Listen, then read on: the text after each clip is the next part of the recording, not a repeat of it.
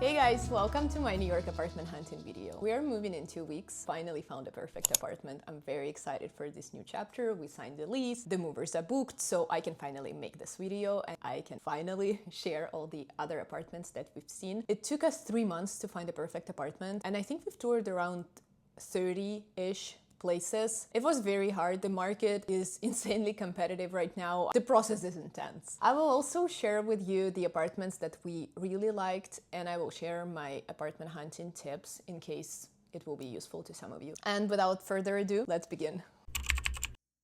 First, let's begin with what we were looking for in the apartment. We were looking for 1 or 2 bedrooms up to 9K per month. Ideally, in these neighborhoods, I just prefer West Side. We definitely need a doorman because I get a lot of packages. I would love to have a bathtub. We need a gas stove because Alex cooks a lot. We need a lot of closet space.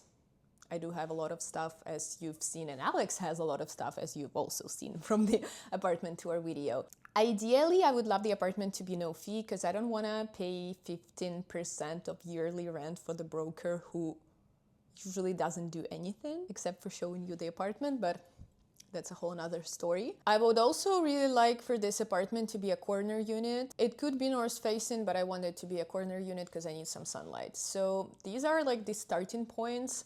Some of them are definitely negotiable, like bathtub, definitely negotiable. Doorman, probably non-negotiable, but we saw a few pre-war walk-ups that I really loved, but I wasn't sure at the end of the day if I will feel safe without a doorman because I truly get a lot of packages. We started looking for apartments in November. We started taking it seriously in December, and we found the apartment that we liked at the end of January. And then there was like the whole process of going back and forth with the leads. And now it's February 25th and we will be moving in on March 1st. So this is the timeline. Overall, as you've probably noticed, this apartment is like a high-rise luxury building, floor-to-ceiling windows, but it's pretty impersonal. Our first apartment was a little bit better. I'm gonna post the apartment tour of our first apartment to this YouTube channel as well. It had a little bit more character because it had 2 corners. It was also a high-rise building with views, big windows and stuff. And after 4 years of living in New York in buildings like that, I realized that this time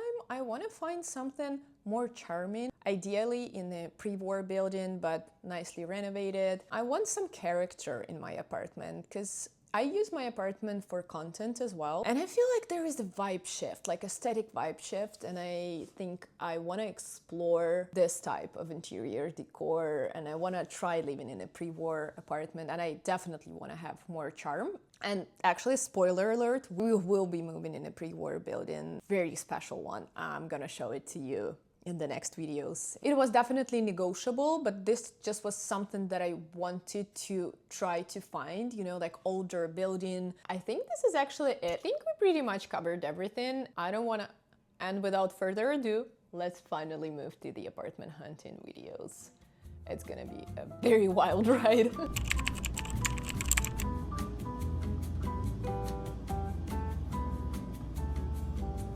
Starting off with this corner unit with insane views in Williamsburg. A few other creators live in this building, it's new and most apartments are just being finished. It's a sister property to One Sells First, a super famous Williamsburg high-rise. I saw several 1-bedrooms here, they go up to 8K. The 2 bedrooms were too expensive, around 12K per month. I loved the amount of sunlight and the fact that it's a corner unit. Even the lower floor unit looked gorgeous. I also loved the big windows, obviously the view, and a huge kitchen is definitely a plus, even though it's not a gas stove. All the apartments had plenty of storage space and very spacious bedrooms. I saw 3 apartments, 2 were on higher floors. I really liked the one facing north, the view was gorgeous. The other had higher ceilings, which made it even look bigger. And once again, can you imagine the view at sunset? Now onto the cons. It's very far from the subway, probably a 20-minute walk. Can you imagine making this 20-minute walk every morning? There is a park nearby, but it's going to be super crowded in summer. Also, the building is very loud because of the bridge, and it's extremely windy and cold outside. I almost died when I was walking towards the building. Amenities are $200 per person, which is a lot. You basically have to pay $400 on top of already high rent. Super random, but I really hate the cheap bathroom and kitchen finishes. They typically do them in rental buildings. So it wasn't all for us, even though how the apartments are gorgeous and the view is absolutely insane. I think this would work for someone who works from home a lot. It's also undeniably good for content, so I can understand why many content creators are moving here, but our research continues. Okay, moving on. Then we saw an apartment in One Wall Street. I filmed a few apartments in this video on my phone, so some of them are vertical, sorry for that. I used my handwritten notes to make it more fun. One Wall Street is a renovated Art Deco building in Financial District. It has weird but spacious floor plans and huge closets in every apartment. We saw a 2-bedroom with a home office, no view, and it felt very cramped even without the furniture. The bathrooms were also given hospital vibes, not a luxury building. I think this building lost its charm during the renovation, unfortunately. For example, the kitchen in the first apartment we saw was just uninspired. The finishes were cheap and it also didn't have a gas stove. We saw 2 other apartments there, one with bigger bedroom windows and on a higher floor, so it got a bit more sunlight. For some reason it still felt a bit too cramped. However, it had an original steel column in the kitchen, which looked extremely cute. I loved it. The other was a 1-bedroom, but it had the best kitchen out of all 3. I fell in love with it. It was a mix of wood and marble, finally not a cheap rental kitchen. Also, that's the only unit that had a bit of a view, and the AC units were hidden, which in my opinion is a must in a luxury building. The amenities in this building are insane though. I didn't film anything, but they had a rooftop pool and residence-only lounge. Alex didn't like how the apartment felt, a bit too claustrophobic. I agree, so we continued the search even though the closets were huge and gorgeous. After that, we decided to look for apartment in downtown Brooklyn, so this one, 17 Hanover Place, is in downtown Brooklyn. I really love the subway system there.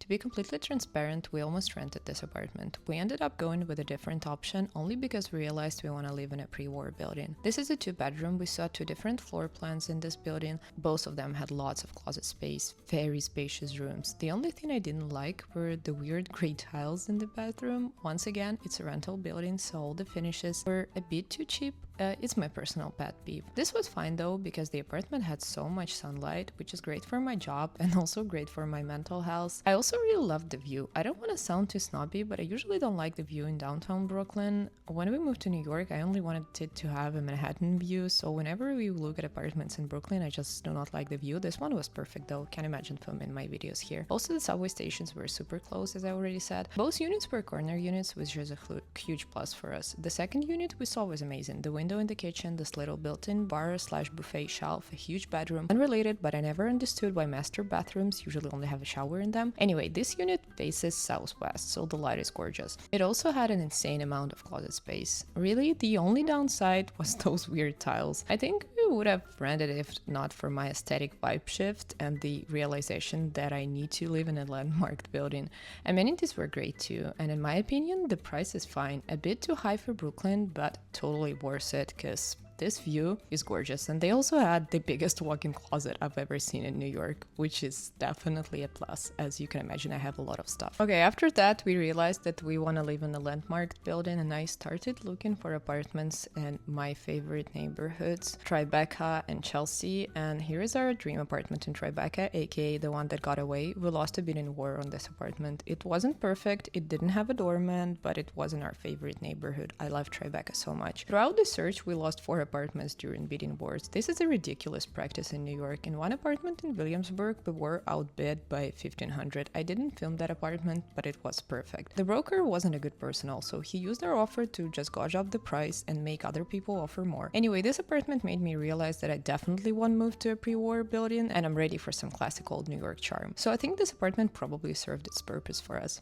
But when we got rejected, I cried. This apartment search process was a bit too hard on us. I didn't include the other apartments where we were rejected or outbid in this video because there were other tenants' belongings there, but we had a few weird horror stories, but I'll leave that for the next video. Then we toured 2 sister properties, 685 First Avenue and the Copper. I didn't like 685. It's far from the subway, there is not much light and the view is non-existent. I think when you're renting in a luxury high-rise building, you do it partially for the view. Once again, super cheap finishes. For this price point, I wanted to see something better. The bathroom weren't cute at all. Also, there is a construction ocean side right outside. So in a couple of years, this water view would probably be completely gone. Personally, I think the apartments in this building are overpriced for what they are. I usually trust my intuition. When I stepped foot in this apartment, I immediately felt cold and sad when we entered it. And also, once again, non-existent view. Didn't like that, and the closets did not save the situation. Once again, the bathrooms were also not cute at all. This is given 3-star hotels. So we went to the Copper, and the Copper was gorgeous. The developer is the same developer, but apartments in the Copper were so much better. Anyway,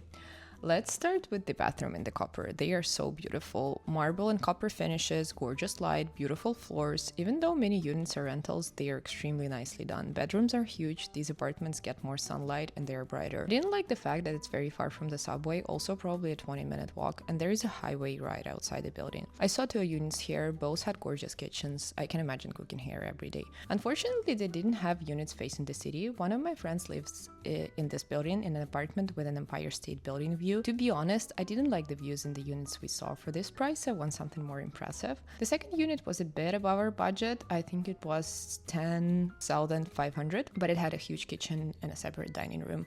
It's perfect for hosting, and we love hosting. This building has the best amenities in New York: a reformer Pilates room, a gym with a view, a bouldering wall, a hammam, and other things. And I don't remember the price, but it wasn't too expensive.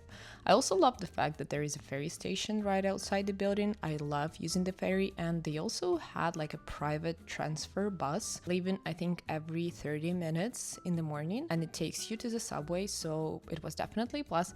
I really loved the units here. This kitchen was absolutely gorgeous, and if they had units facing Empire State Building, I think we would have thought about renting here. So maybe in a couple of years, when we will be on the market for a new apartment again, I would love to see more apartments here. Even though the apartments are a bit too overpriced, the amenities and in general the finishes make up for it, because this building looked very gorgeous and it felt very luxurious. And once again, I loved the bathrooms. Anyway, this is the bathroom again, and this is me. I was very impressed with the bathroom and my favorite ferry station. Okay, then we saw our dream apartment in Chelsea. By the time we saw this one, we had already applied to our current apartment. Otherwise, I think we would have moved here. It was a bit above our budget, but the minute I saw the bathroom, I fell in love. It reminded me of the bathroom in the Ludlow Hotel in New York. This apartment has an old New York charm, lots of nice details. You can feel that the owners decorated it for themselves when they were renovating the apartment. It had a lot of character and a lot of unique features. I loved the huge closet and the fact that it had already all the shelves. I also loved the built-in bookshelves in the living room. One of the bedrooms had a built-in desk, also nice old New York charm. It looked gorgeous. Both bathrooms had huge windows and a lot of sunlight. The kitchen had a huge window and was so bright, and there was this little dining nook, which is also really useful. The wallpaper in the hallway was also super cute. The pattern is so beautiful. Surprisingly, half of the apartment felt a bit too dark, even though it was facing east. I think it might be the windows. They weren't huge, or maybe it was dark walls. I don't know. That was really the only downside, except for the price. I film a lot of content at home and I need the apartment to be bright. It is very important. Then I started looking for an apartment with a fireplace. Our next place will definitely have one. It's my current obsession. I saw this Midtown apartment building. Every unit had a fireplace. This one was an immediate no for us. It was extremely dark. However, they constantly have new units here in the market, and the price is really good for an apartment building in Manhattan. It's nicely renovated and has a huge terrace. This was the terrace, like private terrace of this apartment. If you value outdoor space, I think this could be perfect. Also, the kitchens were nicely renovated without the cheap rental vibe. It also had a lot of storage space. Really nice closets. Some of them were huge. We saw an apartment that had 3 huge closets. I was shocked. There wasn't much sunlight, but that's because we saw a unit on the 5th floor. It's hard to find a renovated apartment with a fireplace in Manhattan. Most such properties will be in Brooklyn, so maybe next time. But the terraces and the fireplace, definitely yes. Lack of sunlight, definitely no. Last but not least, I toured an apartment building in downtown Brooklyn. I saw several units there. I really love this building because of its design.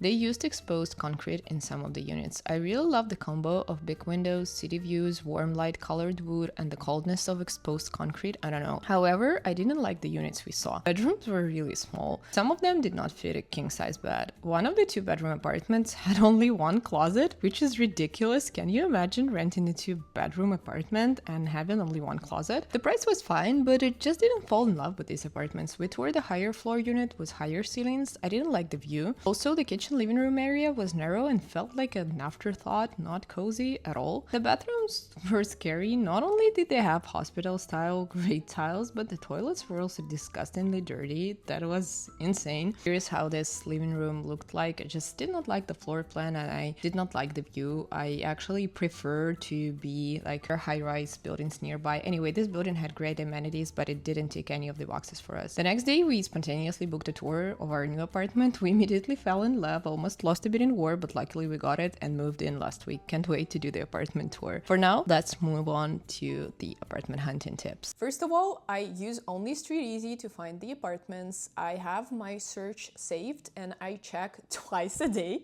because they usually upload new apartments twice a day, in the morning and in the evening, less on the weekends, more on the weekdays. And for best apartments, you have to be the first one to see it. Sometimes there will be bidding war. I don't even want to discuss bidding wars because for me, it's ridiculous. We lost 4 apartments in a bidding war. For example, we saw this gorgeous apartment in Williamsburg. It was $7,500 initially. Our broker said that we should offer $8,000. We were absolutely fine with it because it was an amazing 2-bedroom apartment with lots of charm. We offered $8K.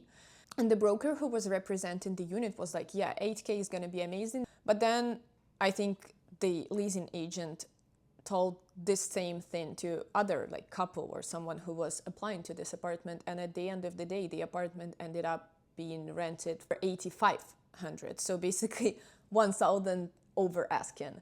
And it happened with all of the apartments that we applied to with first 4 apartments. And it almost happened with this apartment that we'll be moving into, but this is a story for another time. We almost had to threaten legal action.